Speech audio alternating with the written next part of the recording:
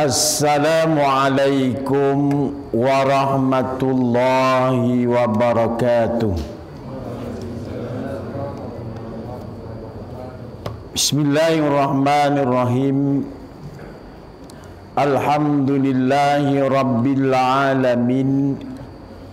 Wa bihi nasta'inu ala umurid dunya waddin. Haqqa qadrihi wa miqdaril azim. Subhanaka la ilma lana illa ma'allamtana innaka antal alimul hakim.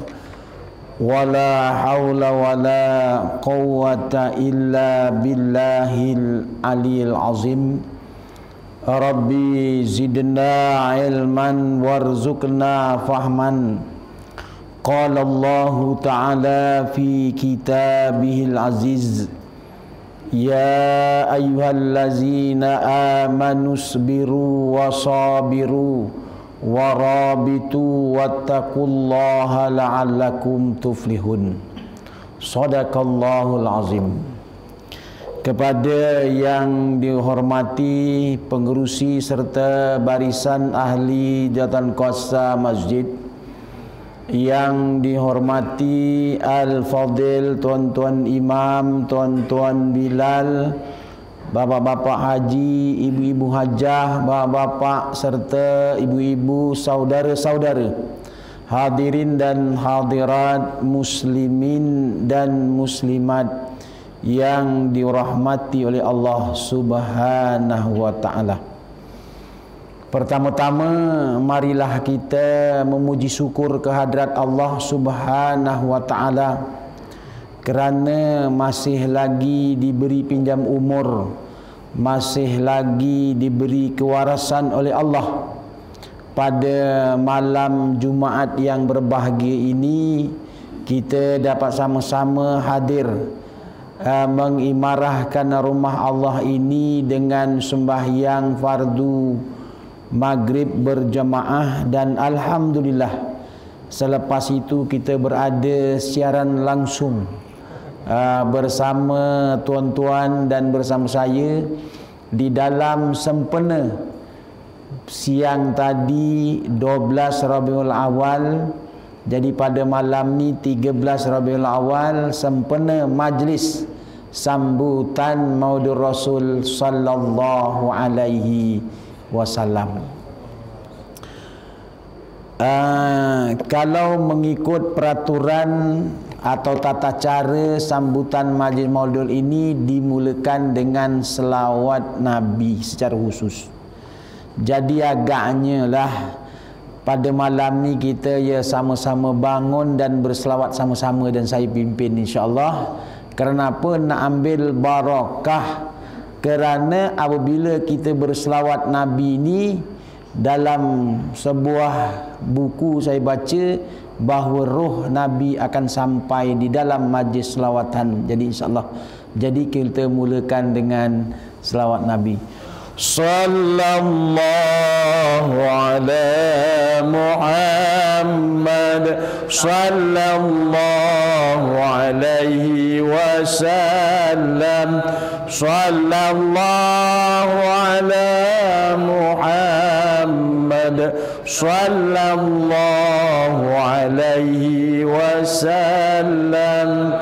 Ya Nabi salam alaika, ya Rasul salam alaika, ya Habib salam alaika, salawatullah alaika, ashraqal badru alaina, fahtafat minhul buduru, misla husnik ma ra'ayna, qatu ya wajha sururi, anta syamsun anta badrun, anta nurun fawqa nuri, anta ingsi wa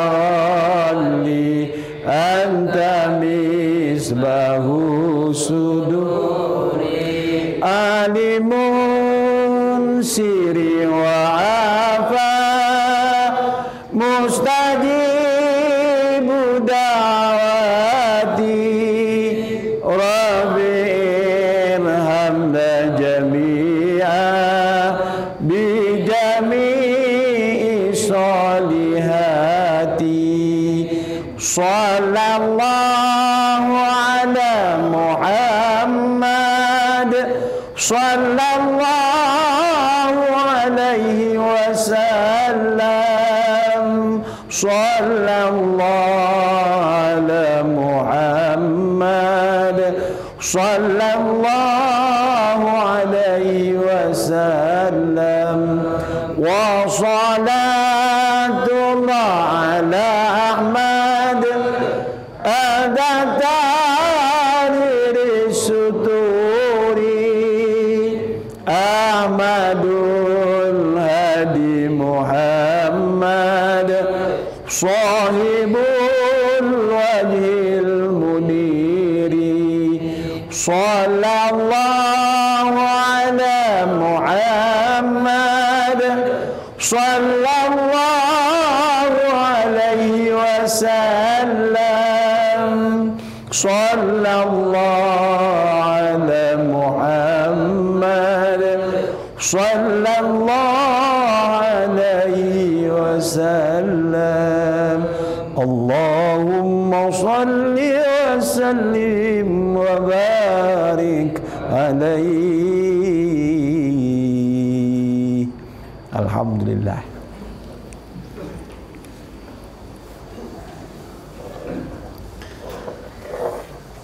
Tuan-tuan dan puan-puan, hadirin dan hadirat, muslimin dan muslimat yang dirahmati oleh Allah. Alhamdulillah, pada malam yang berbahagia ini kita dapat sekali lagi diberi pinjam umur, dapat kita menghadiri satu majlis yang sangat besar artinya. Kenapa kita ni disuruh mengingati kelahiran Nabi Muhammad sallallahu alaihi wasallam? Kata orang Jawa, kek nyapa gitu. Kenapa? Rupa-rupanya tuan-tuan, dalam minggu yang lepas, kalau tak silap saya, ada khutbah Jumaat kata kelebihan selawat Nabi. Selawat Nabi yang kita baca tadi itu adalah perintah Allah. Tiap-tiap minggu kita dah diingatkan. Inna Allah wa malaikatahu yusalluna 'alan nabi ya ayyuhallazina amanu sallu 'alaihi wa sallimu taslima. Wak lanang, kalau yang lanang-lanang ni, aku kaya kerungu neng dia, tina cemuah, sesuk pun kerungu, amben minggu kerungu. Yang wak wedok memang tak dengar sebab dia kat rumah. Sebab itu saya suka kalau wak wedok nanti kalau dah balik Jumaat tanya dengan suami, bang tadi tajuk khutbah hari ni apa? Tanya tajuknya je. Ya kaya biasa, kata wak lanang. Apa bang kaya biasa? Angger ditakon dia kaya biasa. Tibaane bapake turu, pasal kaya biasa turu. Tapi orang sini tidak, tuan-tuan. Alhamdulillah, pada malam ni saya diberi kesempatan, insya-Allah macam tazkirah kelas agama kuliah. Dan pula-pula pejabat qadi minta kepada guru-guru takmir, pada hari Selasa yang lepas kami ada buat perhimpunan, dipesan oleh pihak qadi daerah. Dia kata majlis maulid boleh diadakan dengan mengikut peraturan-peraturan yang telah ditetapkan. Dan mudah-mudahan dan taniah dan sabas kepada tuan-tuan yang dapat menganjurkan. Dan hari ini saya nampak, walaupun agaknya saya tak pakai emas ni, kalau pakai emas ni orang ngomong ya rotok payah, yang gawa juga lain kocek ngene. Gitu. Kenapa? Kita rasakan bahawa keluarga kita ini tidaklah ada mereka yang membawa perkara-perkara yang dikatakan berbahaya. Walau bagaimanapun, kita selaku orang yang ada ulil amri ini, ayuh kita ikut peraturan-peraturan sebegitu, mudah-mudahan. Jadi insya-Allah tuan-tuan, daripada bulan 3, 4, 5, 6, 7, 8, 9, 10 dan habis. 9, 10 ni bulan 10. Jadi lebih kurang ada 8 bulan. Yang paling kesian anak-anak kita. Anak-anak kita yang umur 12 tahun ke bawah, dia dah tak dapat pergi sembahyang Jumaat. Begitu. Ataupun sembahyang fardu berjamaah. Yang paling seronok sekali, mereka yang memang tak nak pergi. Napa ora lunga? Napa ora lunga? Wedi. Napa wedi? Wedi Covid. Gitu. Jadi sebenarnya yang terjadi ini sebenarnya adalah ujian Allah kepada orang yang beriman. Jadi kalau kita benar-benar beriman, insya-Allah kita tak akan tinggal masjid. Tetapi dalam masa yang sama, kita ni beriktikad ahli sunnah wal jamaah, kena faiza azamta fatawakkal ala Allah. Azamnya apa? Nak menghindari perkara-perkara ni. Ya agaknya cuci tangan dengan alat-alat cuci tangan. Kemudian dia kata jangan bersalam-salaman. Ya tak apalah. Kalau kita dah memang yakin tak ada apa, ya salam, ya salam. Sekarang ni tuan-tuan, dalam musim sekarang ni, saya lah, kalau orang ngulu tangan, ya saya ngulu tangan. Kalau orang kabari waras, ya waras. Kalau kata dia mantuk-mantuk, ya kita pun mantuk-mantuk. Dia norma baru ni tak ada masalah. Yang susahnya, dia tak nak semenang, woi dempi, saya bingung. Kita tu bingung. Dan majlis maulid ini adalah majlis kegembiraan. Kenapa gembira? Kerana asbab lahirnya Nabi. Kalau kita sebab itu tadi saya membawa wasi alimun siri wa afat. Itu lagu apa tuan-tuan? Selendang mainang selendang. Kan gitu lagunya tu. Kenapa kok lagu selendang Ustaz? Ya kita nak gembira-gembira, nak suka-suka. Kenapa suka ni? Kerana menyambut kelahiran Nabi dengan keadaan yang suka, gembira. Yang sepatutnya pada malam ni, kata Jalaluddin As-Sayuti, mana-mana individu, mana-mana masyarakat yang menganjurkan majlis Maulid Rasul dengan memasang lampu-lampu, dengan memakai pakaian yang cantik, dengan memakai pakaian yang wangi-wangi. Kenapa ni? Kerana nak menyambut kelahiran Nabi, maka orang itu mendapat kurnia yang sebesar-besar kurnia. Sebab itu majlis walaupun sekecil macam gini tuan-tuan, majlis maulid ini adalah majlis yang sangat disukai oleh Allah dan Rasul, sehingga dalam kitab manaqib saya baca, maka turunlah malaikat yang berpangkat besar. Malaikat berpangkat besar turun di dalam majlis-majlis, lebih-lebih lagi majlis memperingati junjungan besar Muhammad sallallahu alaihi wasallam. Jadi tuan-tuan, diucapkan taniah dan sabas kerana dapat melapangkan masa, menjayakan program yang agaknya secara santai, secara suka, rasa seronok, rasa gembira.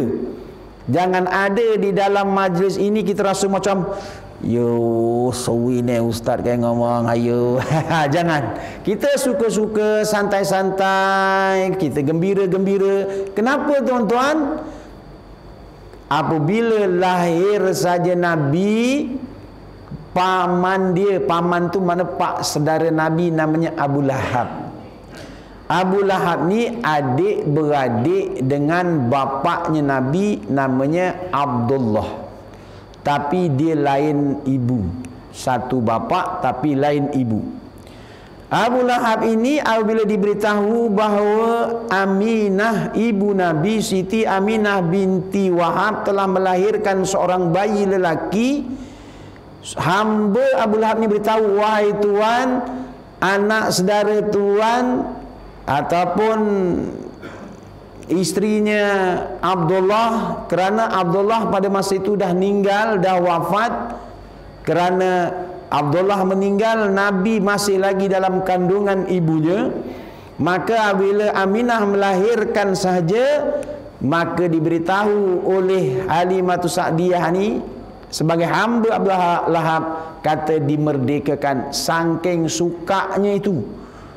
Dan Abu Lahab ini mengikut ceritanya, dia punya degilnya, dia tak nak beriman kepada Nabi SAW kerana egonya, dan akhirnya dia meninggal atau mati.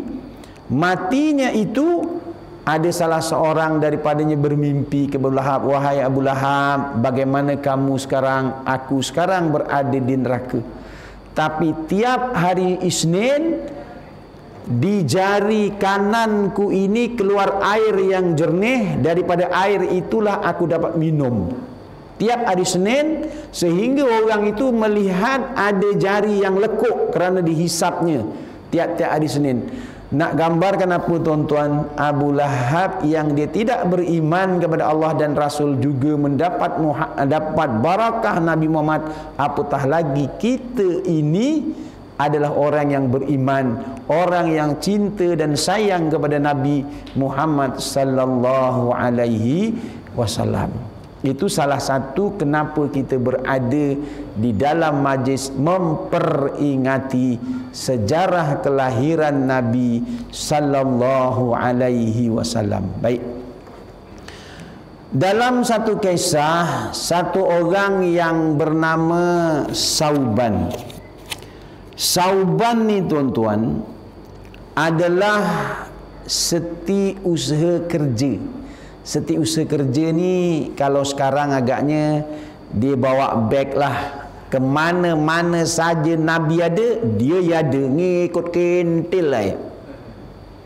Memang dia sangat suka, sangat sayang, sangat cinta kalau boleh nak tengok muka Nabi je. Ada sahabat yang begitu.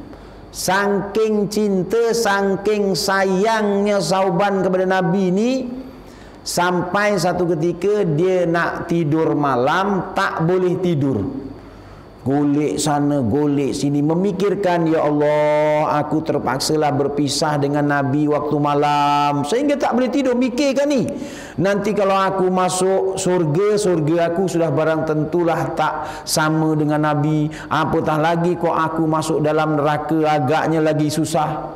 Maka sehingga dia tak boleh tidur satu malam memikirkan keadaan dia berpisah dengan Nabi.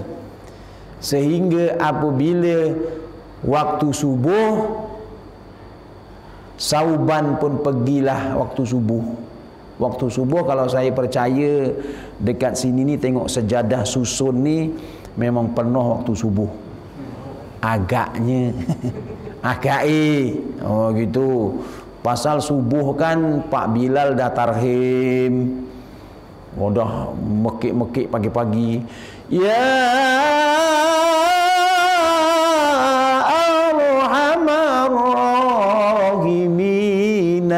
arhamna, gitu.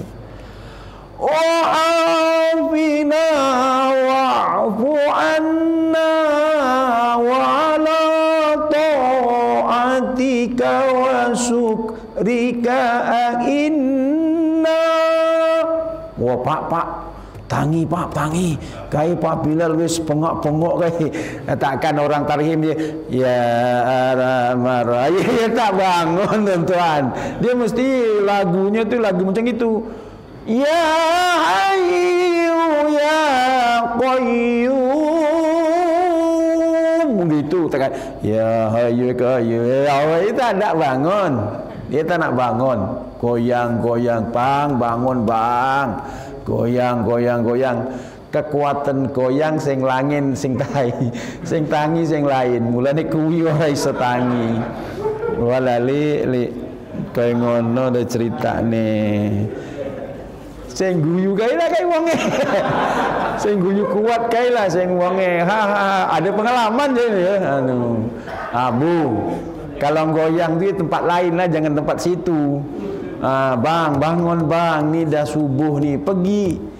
Isteri ni tuan-tuan, dia adalah orang kanan suami. Suami ni digugah. Maklum wak lanang kalau dah tidur tuan-tuan, ya Allah. Masuklah yang cakap ni ganya. Tidur yang tidur ya, baru tidur ya dah keres muni. Tapi ya Allah, bang bangun bang, bangun cukureka. Nanti ada rezeki yang Allah beri, bangun pukul 3 malam arek nguyuh. Itu sebenarnya rezeki yang Allah beri tuan-tuan, bangun malam tu. Arek nguyuh ni patut wong kita beriman, wis lunga bilik air ya wuduk lah, engko pakai baru, pakai baju-baju cantik, ya sembahyang lah paling-paling ora ya 2 rakaat, dia paling ora lah. Bar kuwi turu maneh. Ustaz, aku selalu ngono kuwi. Pukul 3 wis tangi, wis tajutan, wis apa kamu lain barang, meh pukul 4, pukul 4:30 turu maneh. Turu maneh kuwi pukul 6 Ustaz. Itu setan memang ngeploki, tidur. Dia kata yang sunat buat, yang wajib tak buat. Lah jangan tuan-tuan, kalau boleh cantik-cantik ni kalau kita agak sedang-sedang lah sekarang ni kan pukul 5.40 subuh, pukul 4 bangun atau 3.30 tu cantik lah. 1 jam kita buat kerja-kerja, nanti pukul 5.30 pergi masjid. Jangan lupa pergi masjid, kerana subuh masjid itu, subuh Jumaat itu penting. Kenapa saya kata subuh Jumaat penting? Kerana orang yang sembahyang subuh berjamaah, mereka itu dilindungi Allah. Allah lindung. Kalau takdir Allah ada wabak, maka orang itu terselamat. Tapi dalam kitab lain ada sebut gini, orang yang sembahyang subuh itu dia boleh melindungi diri dia, boleh lanjut pada keluarga dia. Wah, aku bapakku wis lunga serapah, dapat dia boleh. Ada pendapat lagi, dia boleh melindungi jiran tetangganya. Wah, jangan yang ini tuan-tuan ambil. Wah, aku sebelah kayak wis lunga, aku serapah lunga. Jangan, kata ustaz, orang sebelah pun dilindungi. Jangan. Dan ada lagi pendapat yang agak longgar, kalau ada jamaah di masjid itu subuh, maka masyarakat itu akan mendapat rahmat dan dilindungi Allah. Jangan tuan ambil yang ini, tapi rugilah kita, tuan-tuan. Tapi kita ambil yang nombor 1, kita dapat sembahyang subuh. Roh majlis maulid pada malam ni, saya kata azam dan cita-cita, wak wedok pun dah dengar, wak lanang pun dah dengar. Orang kurungu kai bang, wis dikandani kon sembahyang subuh kon kowe wis tuwek, kubur kata mari, rumah kata pergi ke orang nol. Jangan cakap macam tu, cakap lembut-lembut dengan suaminya. Bang, itu dah azan dulu bang, pergilah bang ya. Engkau tak setia ni wedang, engkau tak setia ni kopi sing peket, sing ono susune. Gitulah, tuan-tuan. Jangan dibebelnya tulah bang, abang dah tua dah nak rumah kata pergi, kubur kata mari, tak sedar-sedar diri, pergi sembahyang subuh tak dengar. Wah tuan-tuan, bergaduhlah dia. Jangan, cakap lembut-lembut. Begitu tuan-tuan. Bagi orang yang macam saya ni senang. Kita dah MOU dengan orang yang ngejut tu. Pandai abang kau yang ngomongi orang ya, tapi orang cukup rekah lu tuan-tuan. Itu saya. Gitu. Jadi tuan-tuan yang dirahmati Allah, oleh kerana tuan-tuan ni adalah ahli ibadah, senang. Dan tengok sejadah susunan ni pun memang subuh memang penuh. Saya percaya dan saya yakin Kalau Ustaz tak percaya, tanya Pak Imam. Pak Imam pun senyum saja, agaknya begitulah. Okey, tuan-tuan yang dirahmati Allah, cerita Sauban subuh tadi, apabila Nabi SAW selesai saja sembahyang subuh, Nabi akan memalingkan mukanya sebelah kanan. Apabila dah selesai dia berdoa, Nabi ni perhatian dia tengok tuan-tuan. Akhlak Nabi ni memang kita kena ikut, kena contohi Nabi ni. Dia terus apa je, wahai Sauban, aku tengok mata engkau ni merah, apa engkau ni demam? Kita tuan-tuan dah pergi masjid, kaki dah diseret je. Kawan-kawan tak nanya, makin kapok mangan lagi ni. Mangan daging ni. Gitu dikapokkannya kita. Tak ada nanya pun, si Pulan dah seminggu tak pergi masjid ni kenapa? Ada tanya. Tapi saya percaya orang sini tanya, si Pulan kin dia orang lunga manu, agak enak lung hospital. Lung hospital wis telung dino ora reti cerane, tapi orang kene ora. Gitu tuan-tuan. Ini kita. Tapi Nabi nampak sahabatnya mata merah macam nak demam, dia tanya dah. Itu kehebatan Nabi. Begitu sekali ni Nabi. Perhatiannya. Jadi kalau boleh kita ni hidup sesama keluarga, sesama jiran, sesama masyarakat, sesama rakan sekerja dan sebagainya, kita kena sapa, menyapa, tanya khabar dan sebagainya. Itu adalah yang ditunjukkan oleh Nabi sallallahu alaihi wasallam. Maka Sauban menjawab, kata, ya Rasulullah, tidak ya Rasulullah, cumanya malam tadi aku tak dapat tidur. Kenapa pula tak dapat tidur? Kerana saya memikirkan, kalau saya siang hari saya bersama dengan Rasulullah kemana saja, rasa saya hati seronok. Tapi apabila malam hari saya rasa berpisah dengan Nabi, rasa susah, rasa gusar dalam hati. Apatah lagi besok kalau kita dah meninggal dunia ni macam mana? Adakah aku ini termasuk atau tergolong orang-orang yang dimasukkan dalam surga? Pada ketika itu Rasulullah sallallahu alaihi wasallam tidak dapat nak jawab, kerana surga itu adalah milik Allah. Surga ini adalah milik Allah. Yang kita ini sebagai hamba Allah, dia diamanahkan supaya kita mentaati perintah Allah sepenuh-penuhnya, zahir dan batin. Tentang masuk dalam surga dan neraka itu adalah milik mutlak Allah. Jadi asbabun nuzul tuan-tuan, asbab turunnya surah An-Nisa ayat 69. Sebab itu tuan-tuan, di dalam menghayati pembacaan Al-Quran, di sana ada disebut kita disuruh mentadabur Al-Quran. Mentadabur itu apa? Menghayati pembacaan dengan bacaan bertajwid, dengan kaedah-kaedah, kalau boleh dengan taranum, begitu kalau boleh. Kemudian kita tahu arti dan maknanya. Kemudian kita tahu asbabun nuzul, sebab turun ayat. Jadi dalam ayat 69 ini asbabnya, Sauban bertanya kepada Rasulullah, adakah saya ini masuk surga bersamamu atau tidak ya Rasulullah? Maka kata Nabi SAW, aku tak dapat jawab, kerana surga itu milik Allah. Sebab itu tuan-tuan, kalau kita tengok sejarah turun Al-Quran, Al-Quranul Karim itu turun daripada dia turun 30 juzuk sekali arum sampai dekat langit dunia, namanya Baitul Izzah. Daripada Baitul Izzah, langit dunia itulah turun secara beransur-ansur, sedikit demi sedikit, yang bermula dengan Iqra, yang akhirnya riwayat kata al-yauma akmaltu lakum, yang akhir. Secara beransur-ansur itu daripada langit dunia, namanya Baitul Izzah, turun yang dibawa wahyu oleh malaikat Jibril kepada Nabi Muhammad.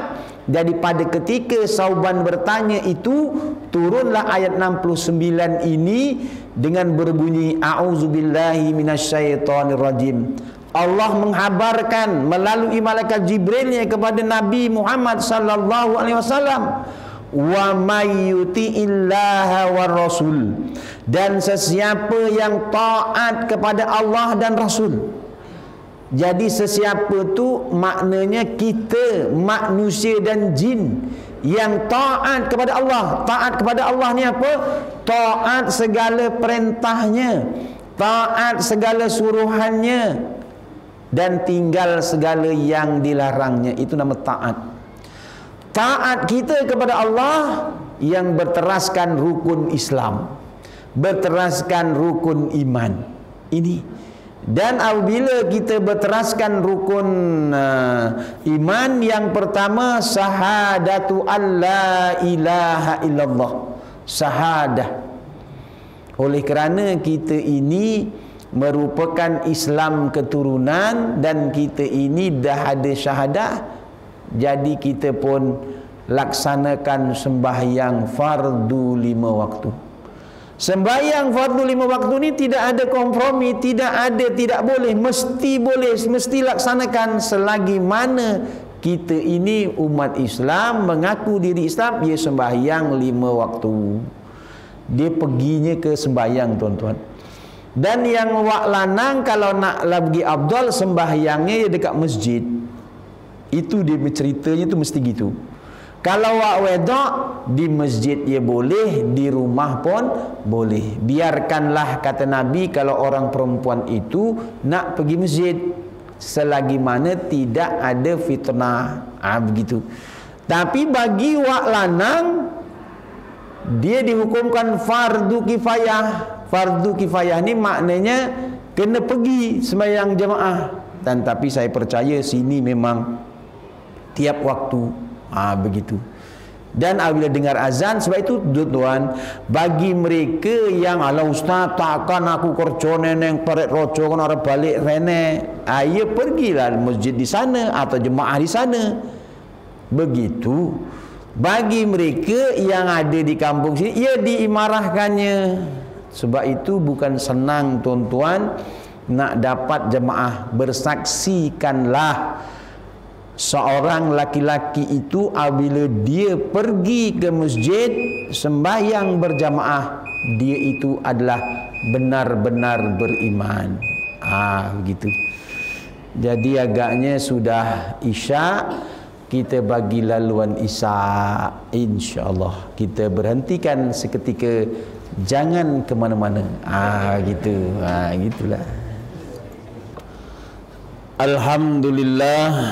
Tuan-tuan dan puan-puan, hadirin dan hadirat, muslimin dan muslimat yang dirahmati oleh Allah. Ni sampai pukul berapa ni pengurusi? Okey, baik, terpulang pada ustaz agaknya, kata dia gitu. Kalau ikut peraturan ni tuan-tuan, ini peraturan COVID ni, isyak berhenti. Tadi kita mula agaknya 7.30. Ni dah pukul 8 lebih, dah setengah jam lebih. Berhenti je ustaz, dah susah-susah. Itu memang suka tu. Kalau disuruh angkat tangan, semua angkat tangan. Agaknya. Tapi kok alah telote ustaz, telote gitu. Tak apa ya, jadi kita sambung sedikit. Tadi dikata sambung sedikit. Sedikitnya tu berapa? Kata pejabat qadi, ni pejabat qadi, dia berpesan kepada guru-guru takmir dia, kalau nyambung pengajian ini tidak melebihi 55 minit. Tidak boleh melebihi. Jadi saya ambil yang 5 minit tu okeylah. Jadi tuan-tuan nampaknya dengan 5 minit tu boleh tahan jugalah tak? Saya tengok tuan-tuan kalau wis micet-micet kaki, wis selonjor-selonjor, saya berhentilah, insyaAllah dah. Kita dah, itu tanda-tanda isyarat-isyaratnya. Okey, baik. Tadi Pak Bilal azan tuan-tuan, ya, taniah, suaranya kata orang Jawa manggung. Wah, uleme, gitulah. Ya, kita bangga kalau kita ada orang kampung yang suaranya wah melik-melik kayak sopong sing azan ni. Kat rumah pun wak wedok ni teni. Abang azan tadi bang. Alah sedapnya. Orang panah muji. Mana tadi Bilal ya? Ada dipuji orang rumah. Semaya. Kaya ngono suara ditutul ni. Jangan tuan puji suaminya tu. Alah bang, sedapnya abang azan. Selama ni ia dengar dari jauh tapi rupanya abang tambah sayang aku. Gitu. Cium ceplot. Dapat pahala tuan-tuan. Gitu. Ini ya Allah, dipentak-pentak suaminya, peh ireng elek putel gundul di marah-marah. Jangan tuan. Ya, okey, tapi orang sini semua baik-baik, alhamdulillah. Baik. Apabila kata Imam Muslim, apabila bila azan sampai asyhadu anna Muhammadar Rasulullah.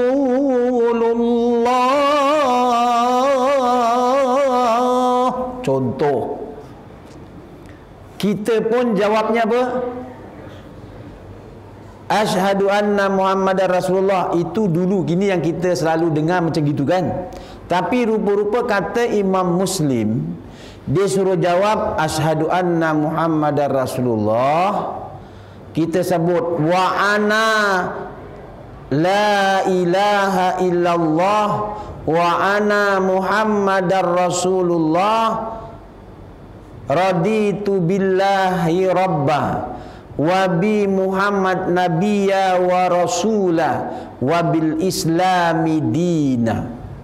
Kata Imam Muslim, ghufira lahu ma taqaddama min zambih. Maka orang yang berbuat begitu diampunkan dosanya. Ini tuan-tuan, rugi. Jadi kalau dengar saja Pak Bilal asyhadu anna Muhammadar Rasulullah, sama ada di rumah, kebarangkalian hari-hari biasa dekat rumah ke arah masak sereng Pak Bilal asyhadu anna Muhammadar Rasulullah. Kita kat rumah pun baca. Baca apa? Asyhadu an la ilaha illallah. Baca apa tadi? Baca apa Pak? Oh lali Ustaz. Akhir lali. Lagi macam mana tu tuan? Baca apa dia? Baca apa? Wah bingung ni, kalau dapat saya upai. Contoh begitulah. Bacanya ialah apa tadi? Asyhadu an la ilaha illallah wa ana asyhadu an la ilaha illallah wa ana Muhammadar Rasulullah raditu billahi rabbah wa bi Muhammad nabiyya wa rasulah. Kalau dalam doa tu dia wabil islami dina wa bi Muhammad nabiyya wa rasulullah. Tapi ni oleh kerana Imam Muslim kata ini nak dulukan Muhammad dulu baru Islam. Lepas raditu billahi rabba wa bi Muhammad nabiyya wa rasula wa bil islami dina, maka orang yang menyebut itu mendapat keampunan. Wak wedok kat rumah pun begitu, yang kita dengar pun begitu. Setelah Pak Bilal habis la ilaha illallah, kita pun la ilaha illallah. Kata Imam Muslim menambah lagi, berselawatlah kamu, tambah dengan selawat Allahumma salli ala sayyidina Muhammad wa ala ali sayyidina Muhammad. Kalau nak Sayyidina, kalau tak nak Allahumma salli ala Muhammad wa ala ali Muhammad. Itu paling kurang. Nak bagus lagi tambah dengan selawat Ibrahimiyah atau selawat-selawat yang lain. Lepas itu kita baca Allahumma rabbaha zihid da'wati tammah sampai habis. Apa kata Imam Muslim? Orang itu halat lahu safa'ati yaumil qiyamah. Dia sewajibnya orang yang mengamalkan seperti itu mendapat syafaat Nabi pada hari kiamat. Begitu tuan-tuan. Jadi itu kita jangan menyia-siakan keadaan. Ada azan saja kita lakukan yang sebegitu. Tuan-tuan yang dirahmati Allah. Baik. Berbalik pada cerita Sauban tadi, maka turunlah ayat wa may yuti'illaha war rasul. Barang siapa yang taat kepada Allah dan Rasulnya. Maksud taat di situ selagi mana ketaatan itu tidak mendatangkan kesyirikan kepada Allah. Maknanya segala yang diperintah ayo laksanakan. Kemudian faulaika ma'al ladzina an'amallahu alaihim. Mereka itu disamakan dengan orang-orang yang dikurniakan nikmat oleh Allah kepada mereka. Jadi orang yang taat, orang yang sayang, orang yang cinta kepada Allah dan Rasul itu, Allah samakan diri mereka kepada mereka yang diberi nikmat. Siapa yang diberi nikmat ini? Minan nabiyyin wasiddiqin wasuhada'i wassalihin. Mereka itu ialah para nabi, para siddiqin dan para suhada, orang-orang yang berjuang dan orang-orang soleh. Jadi orang yang taat pada Allah, orang yang taat pada Rasul, sekiranya dia meninggal dunia, dia disamakan kepada orang yang diberi nikmat.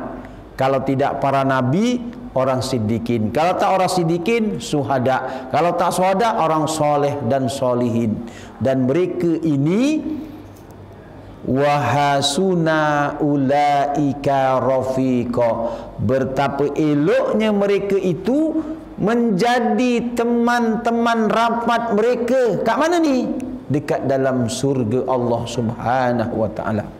Barulah Sauban merasa, kata orang Jawa, ayam orang yang taat kepada Allah, orang yang taat kepada Rasul dengan melaksanakan segala suruhan dan meninggalkan segala larangan ini, niscaya mereka itu disamakan kepada mereka yang diberi nikmat oleh Allah. Ini tuan-tuan, dalam ayat yang ke-70 disambung lagi, zalika fadlu wa kafa billahi alima. Yang demikian itu adalah kurniaan Allah. Jangan kita menyangka tuan-tuan kita ini dimasukkan ke dalam surga kerana amal ibadah kita belum tentu. Rupa-rupa kita ini diberi nikmat sebegitu oleh Allah kerana Allah kurniakan kepada kita. Pernah kan ada satu cerita, satu kisah, ada satu orang 65 tahun dalam sejarahnya itu tidak pernah melakukan dosa. Siangnya puasa, malamnya beribadah, sembahyang sunat tanpa henti. Dan dia mencari rezeki itu, dia duduk berada dekat satu tempat dan Allah kurniakan rezeki kepada dia. Sehingga siang dan malam dia beribadah, mengikut ceritanya 65 tahun. Meninggal dunia, takdir Allah, dia masuk dalam surga. Apabila dia masuk dalam surga, ditanya oleh malaikat, wahai Fulan bin Fulan, engkau masuk surga ni kenapa? Kerana amal aku yang begitu banyak. Aku 65 tahun tanpa henti melakukan ibadah. Allah menegur, beritahu ke orang itu, tidak, kamu dimasukkan ke dalam surga itu kerana kurniaan Allah. Tidak, aku ni masuk kerana ibadahku yang banyak. Kalau begitu, keluarkan timbang amal. 65 tahun amal ibadah itu ditimbang, hanya dapat menampung nikmat sebelah mata. Sebab itu tuan-tuan, hadirnya kita dalam majlis-majlis maulid kerana memperingatkan junjungan Nabi ini, kerana kita nak mendapat syafaat Nabi Muhammad sallallahu alaihi wasallam. Kita mintalah kepada Allah supaya kita ini mendapat syafaat, dan Nabi sallallahu alaihi wasallam pada ketika itu memberitahu, man ahya sunnati faqad ahabbani wa man ahabbani kana ma'i fil jannah. Barang siapa yang menghidupkan sunnahku, sunnah tu maknanya apa-apa saja yang disandarkan dengan Nabi itu sunnah. Ada orang sunnah Nabi memakai jubah. Ada orang sunnah Nabi berserban. Ada orang sunnah Nabi dia membela janggutnya. Ada sunnah Nabi dia bercelak. Ada sunnah Nabi, sunnah Nabi, sunnah Nabi. Nabi ajarkan, tuan-tuan, sejak nak musim maulid ni tuan-tuan, saya kan baru-baru pindah kat sekolah. Tak berapa kenal dengan pelajar-pelajar, baru sebulan. Antara sunnah Nabi dekat saya cakap dengan anak murid saya lah, apabila kita bangun tidur, baca doa. Pelajar yang dah dibuat responden tanya ni, budak je 6, budak je jahaz. Umurnya berapa ya? Saya tak sebut sekolah lah, saya cuma sebut sekolah baru je lah. Doa bangun tidur. Soalan tu, soalan. Ini 30 murid ni. Cuba baca dek. Ustaz lupa. Sebelah lupa. Sebelah lupa. Satu kelas dah jahaz ni, doa bangun tidur kau tak dapat. Ini dia jahaz ni, umur 14 tahun, 13 tahun, 15 tahun. Amin cabang bayi aku ngomong. Agak-agak saya cakap gini, kalau agaknya mak awak tanya, cuba bang, cuba dek baca doa bangun tidur, tak tahu. Sehingga saya kata, dah berapa lama tak baca ni dek? Lama jugalah ustaz tak baca. Tak baca. Tapi saya percaya yang dekat sini pun kalau bangun baca ni, baca, saya percaya. Ocon-ocon nuting aku ki bingung ni. Tuan-tuan, mulanya aku mburi weh, mana tahu ditakon berbahaya kai ustaz kai. Begitu. Saya cakap, betul memang tak tahu ataupun kau saja-saja satu kelas boykot ni, cikgu baru bunyi kau tak nak jawab? Memang tak tahu ustaz. Astagfirullahalazim. Baru saya, kata orang Jawa, mak dek tu teratap. Bocah 13 tahun, 12 tahun, 13 tahun, 14 tahun ditakon ni, tunggu bangun tidur kau tak dapat. 30 orang itu memang tak dapat Ustaz. Astagfirullahalazim. Saya pun contohkan, Allahumma barik lana fima razaqtana wa qina azaban. Oh, kalau itu hafal Ustaz, saya hafal. Dia cakap kalau itu hafal Ustaz. Oh gitu. Doanya macam mana? Bangun tidur, Allahumma barik lana fima razaqtana wa qina azaban. Aku meh ngomong patakmu. Tapi kalau orang jauh, aku meh ngomong ngono, tapi kau orang mentolok temen. Dek, yang Ustaz baca tu doa makan. Iya Ustaz, iya juga tuan-tuan, dia tak perasan. Oh, saya membaca bismillah, alhamdulillahillazi ahyana ba'da amatana wa ilaihin nusur. Kan patut dah jelas kan? Cuba kau baca. Tak dapat juga. Satu kelas ni tuan-tuan, minta maaf sekali itu, bukan sinilah, ni cuma satu kelas tu yang 30 orang tu. Betul-betul budak saya Ustaz. Alhamdulillahillazi ahyana ba'da amatana wa ilaihin nusur. Seorang daripada 30 setelah 5-6 minit cikgunya cakap tu, seorang dapat. Dalam hati saya ni tuan-tuan, itu baru satu kelas, maka ada 4 kelas. Wah, jadi saya pun minda minggu ni masuk je. Rupa-rupa tuan-tuan, hanya kalau ada 100 orang, tidak sampai 10 orang. Wah, rupa-rupanya agaknya dalam suasana kita yang begini ni, rupa-rupa nak beramal. Sebab itu tuan-tuan, ilmu ni nak kena amal. Jangan sampai kita tak beramal, kena amal. Walaupun doa bangun tidur itu macam, alah kok doa bangun tidur. Cuba sekali-sekali agak-agak, bang, ya nak tanyalah, cuba abang ajarkan kita doa nak bangun tidur. Walah aku kongko tak dapat tu ni, jangan. Ni tuan-tuan, kena pantau juga anak-anak kita tuan-tuan bapak. Iya. Gitu. Ini kan Covid lepas ni kan tarawih kan sembahyang kat rumah toh. kebanyakannya lah, kalau seingat saya bulan 3, bulan 4 dekat masjid ini hanya dibenarkan 3 orang, lepas tu 7 orang, lepas tu 40 orang, lepas tu 1/3. Masa 3 orang tu kan tarawih. Ustaz, cabaran tenan lagi Ustaz. Napa? Tarawih ning omah. Takkan aku iki arep kon bojoku ning arep pasal bojoku kori. Takkan aku perempuan nak jadi imam. Dia jadi imam, tak, dia anak menantu pun tak berani balik. Kenapa? Takut takut dia jadi imam. Pula-pula bapa mertua potolan guru agama pencen. Wah, sudah. Pengambil-pengambil masing-masing sembahyang sendiri. Saya tanya tuan-tuan dengan pelajar-pelajar saya, bulan 6 dah buka kan, dah buka sekolah. Saya tanya, kalau dekat masjid sembahyang tarawih 20 rakaat, ini kat rumah berapa? Alah, biasa Ustaz, berapa? 8. Patut kat rumah makin 23. Ini kok 8 aja. Kata bapak saya, sunnah Nabi. Alamak, tangtu kata sunnah Nabi tuan-tuan. Oh, bagus pula. Baguslah tuan-tuan. Gitu. Sepatutnya sembahyang tarawih itu kat rumah, sembahyang bersedap-sedap, sembahyang berehat-rehat 20. Begitu. Tapi kita sembahyang tarawih, sembahyang bercepat-cepat, bukan bersedap-sedap. Tapi kat sini tak. Begitu tuan-tuan ya.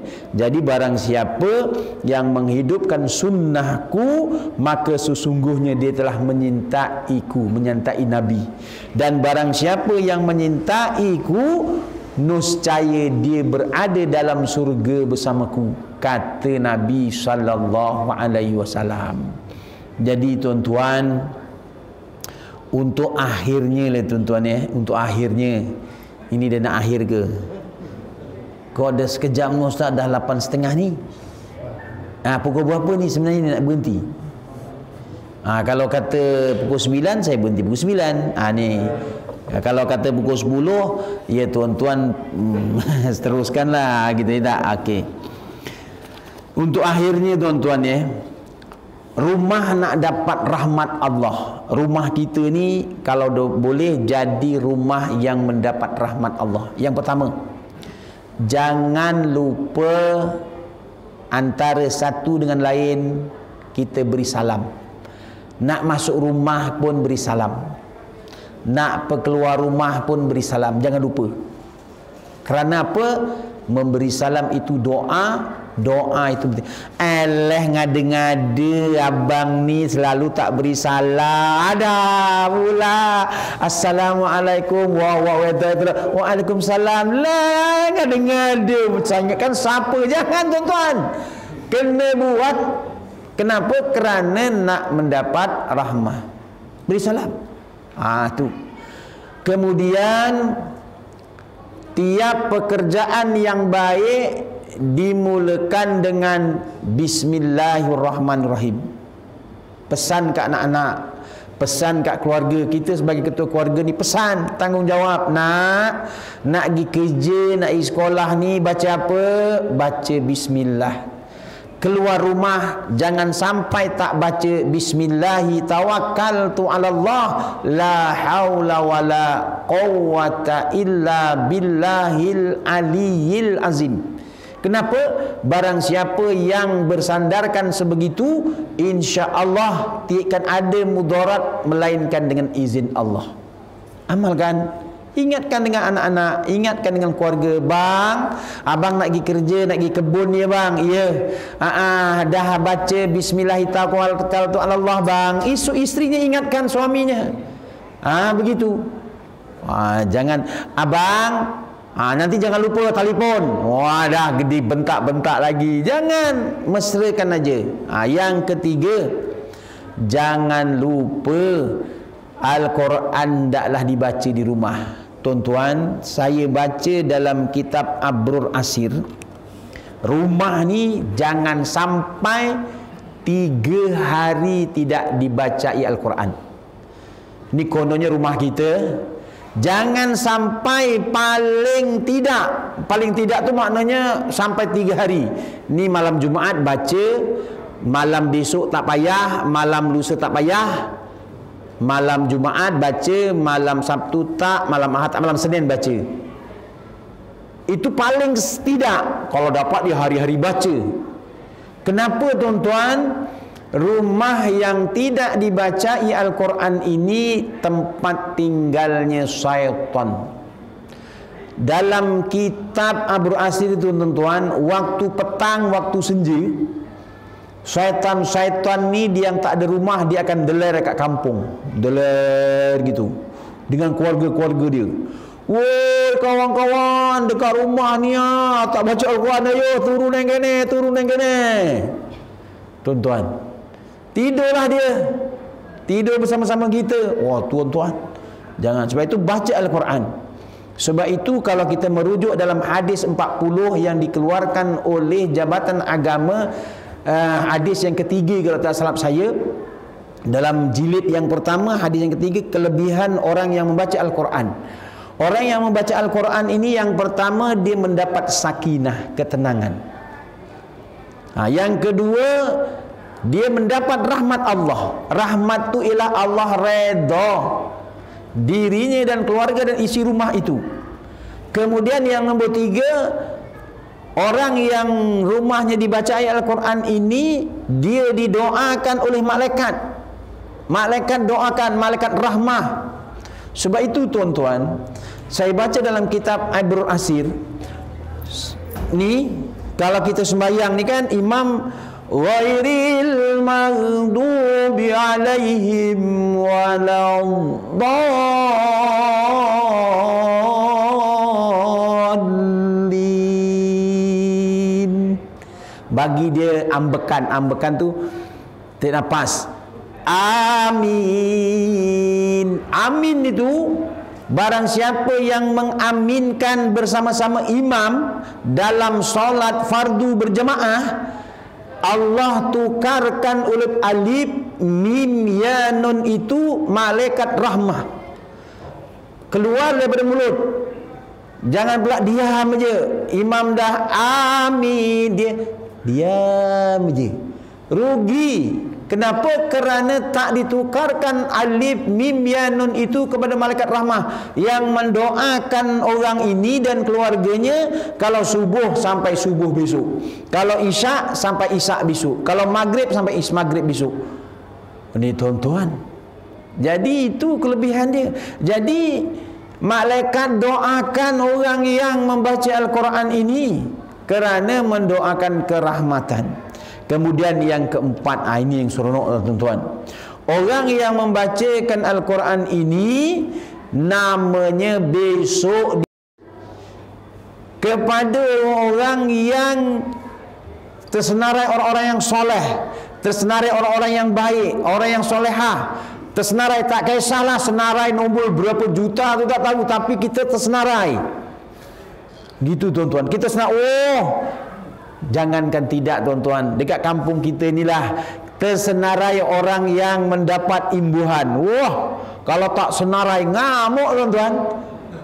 Ini besok lagi katnya kalau tak tersenarai dalam nak masuk surga gak macam mana. Kan masuk COVID tu kan apabila disenaraikan 12 orang, 40 orang. Wah, dia punya bunyi dia. Kenapa nama aku tak tersenarai? Kenapa mu? Ngamuk. Ngeblek meja. Sekali westi izinnya 1/3 kekuatan, orang lungo juga, tuan-tuan. Tapi orang gini orang, tuan-tuan, yang boh neng tidak reti lah, tuan-tuan. Begitu. Sebab itu, bagi orang nak mendapat rahmat Allah ini, dia nombor 3, baca Al-Quran. Nombor 4, jaga sembahyang. Nak jaga sembahyang ni awal waktu. Masuk je sembahyang, solat. Bagi lelaki nak sembahyang awal waktu, kat mana? Neng masjid. Dekat rumah, wak wedok gitu juga. Masuk waktu, sembahyang. Buat lanang pergi masjid, dia pergi bilik sembahyang. Gitu. Jangan dah sembahyang, belum bang ni ada satu setron tak habis lagi ni, tunggu setron cerita ni habis. Jangan. Buatnya tengah setron mati. Ni tuan-tuan, jangan. Dan yang kelima, ada majlis-majlis ilmu, ada majlis taklim, ada majlis-majlis yang macam ni, ayo datang. kerana majlis ini dinaungi oleh malaikat. Datang, iklankan dia. Dan yang keenam, kalau boleh kita makan berjamaah. Berjamaah tu makan saing-saing satu keluarga. Kalau tak dapat selalu pun, kebarangkalian musim-musim cuti kita luangkanlah masa dengan anak-anak dan sebagainya, makan berjamaah. Loh, aku neng omah ku ruang sitok lah Ustaz. Napa? Ya try ruang sitok, ya napa? Ya sitok lah. Gitu. Kalau berdua makanlah berjamaah. Dan yang nombor tujuh ni iaitu kita hendaklah beradab dan berakhlak sebagaimana yang dicontohkan Nabi sallallahu alaihi wasallam. Sebab itu tuan-tuan, ni antara kaedah rumah nak berbahagia, nak mendapat rahmat Allah. Lagi satu tuan-tuan, saya ingatkan pada diri saya dan tuan-tuan, bagi orang yang malas ibadah macam saya ni, ingat, ni saya ambil dari satu buku namanya Hidup Sesudah Mati. Ni untuk akhirlah, sebagai kenang-kenangan.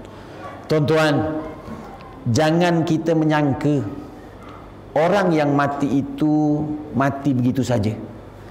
Pernah ditanya, adakah orang yang mati itu tahu diri mati? Pada awalnya dia tak tahu. Dia seolah-olah macam bermimpi. Yang mimpi siapa? Kita.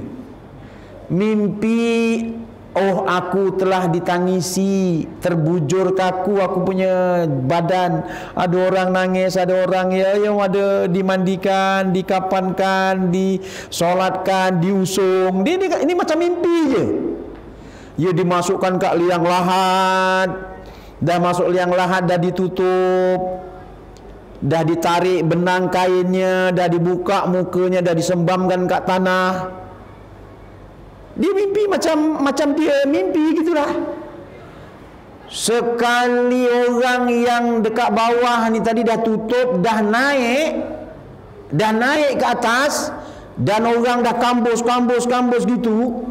Dalam kitab itu menceritakan bahawa roh ini dikembalikan semula. Dikembalikan semula, kaki dah gerak. Baru kita sadar, loh aku lain mati tenan ni. Aku mati tenan ni. Tolong abang yang, tolong bang, tolong yang, tolong pak, tolong bah. Orang timbus, perus. Dah habis timbus tuan-tuan, dah dinaikkan, dah dibacakan talqin semua. Si pulanah bin si pulanah, wahai pulan bin pulan, anak daripada 2 pulan. Maka mengikut riwayat itu, orang yang meninggalkan terakhir 7 langkah, 1, 2, 3, 4, 5, 6, 7, datang 2 orang malaikat. Siapa dia? Mungkar dan Nakir, dalam keadaan yang sangat menggerunkan. Menggerunkan ini semua akan merasai. Masuklah yang cakap ni tuan-tuan. Ingat ini kalau kita malas nak beribadah. Ingat ini kalau kita nak buat perkara-perkara yang menyalahi agama, yang menyalahi syarat. Ingat ini tuan-tuan. Wah, aku sesok neng kupura piye. Begitu tuan-tuan. Ini bagi orang yang, sebab itu antara zikir yang mengingatkan nak ingat pada Allah dan Rasul, zikir mati. Ini taubat ni namanya tuan-tuan. Apabila datang 2 orang malaikat ini dalam keadaan yang sangat menggerunkan, pada ketika itu orang yang dah meninggal ini merasakan bahawa itulah saat-saat getir. Pada masa itu malaikat yang satu tanya, wahai Pulan bin Pulan, kamu tahu tak perihal seorang insan yang Allah turunkan yang namanya Muhammad ini, kau kenal tak? Pada masa itu tuan-tuan, dalam buku itu kata, seandainya hari itu kita hanya dapat Muhammad, aku kok orang patik kenal, aku kok tak kenal, aku kok tak dapat jawab soalan mula-mula. Dia kata, kamu kenal ini Muhammad? Pada masa itu kalau jawapan kita, ya Pulan yang bertanya, kalaulah itu namanya Muhammad, aku kenal. Inilah dia orang yang diutus sebagai Rasul, orang yang memberi rahmatan lil alamin, orang yang dikasihi Allah, aku kenal dia. dia itu Muhammad bin Abdullah. Aku kenal, aku mengikut syariat yang dibawa. Pada ketika itu tuan-tuan, kubur yang tadinya merasa hebat, merasa gentar, menjadi seperti pembaringan seorang pengantin, tuan-tuan. Bertukar keadaan. Kalau tadinya sangat menggeramkan, tapi bertukar satu tempat yang indah. Berehatlah kamu menanti satu ketika, yakni bangkit daripada kubur. Ini namanya dalam kitab Risalatut Tauhid sana, perkara-perkara sam'iyat. Wah, lain pesin pula maulud kali ini, tuan-tuan. Wah, tadi suruh gembira, tapi kali ini menggerunkan, tuan-tuan. Yang ini yang nak bawa balik ni. Eleng kui pak, eleng kui mak. Gitu, eleng nak. Begitu. Masuklah yang cakap ni, tuan-tuan. Sebab itu, tuan-tuan yang dirahmati oleh Allah Subhanahu wa taala, mudah-mudahan sedikit perbincangan kita, perbicarakan kita ini, mudah-mudahan ada munafaatnya. Sebab itu, mudah-mudahan dengan kita mengamalkan apa yang disuruh, mudah-mudahan kita ini mendapat syafaat Nabi Muhammad sallallahu alaihi wasallam. Sebab itu kita kenal Nabi Muhammad. Nak kena kenal. Kowe kenal si pulan ki manggon kene, aku kenal de ki kene, anak ki. Itu baru kenal, tuan-tuan. Tapi kalau kita rotok-rotok kenal, macam mana kita kenal Nabi? Sebab itu, tuan-tuan, buku sejarah Nabi ini sejak Nur Muhammad diciptakan. Ini kalau cerita Nur Muhammad ni lagi tambahi masanya. Begitu-begitu terus hingga lahirlah Nabi, sampailah Nabi Muhammad sallallahu alaihi wasallam wafat. Kita kenal. Sebab itu amben tahun, tiap-tiap tahun kita disuruh memperingati sejarah besar yang namanya Muhammad sallallahu alaihi wasallam. Rasanya sampai itu saja yang dapat saya sampaikan pada malam yang berbahagia ini. Kalau ada salah dan silap, ada tergerat kata di sana sini, saya minta maaf banyak-banyak. A'udzubillahi minasyaitonirrajim. Subhanakallahumma wa bihamdika asyhadu an la ilaha anta astaghfiruka wa atubu ilaik. A'udzubillahi minasyaitonirrajim. Bismillahirrahmanirrahim. Wal 'asri innal insana lafi khusr illal ladzina amanu wa 'amilus solihat wa tawasaw bil haqqi wa tawasaw bis sabr. Shadaqallahul azim. Aqulu qawli hadza astaghfirullahal azim li wa lakum wa lisairil muslimina wal muslimat wal mu'minina wal mu'minat. Wassalamu alaikum warahmatullahi wabarakatuh.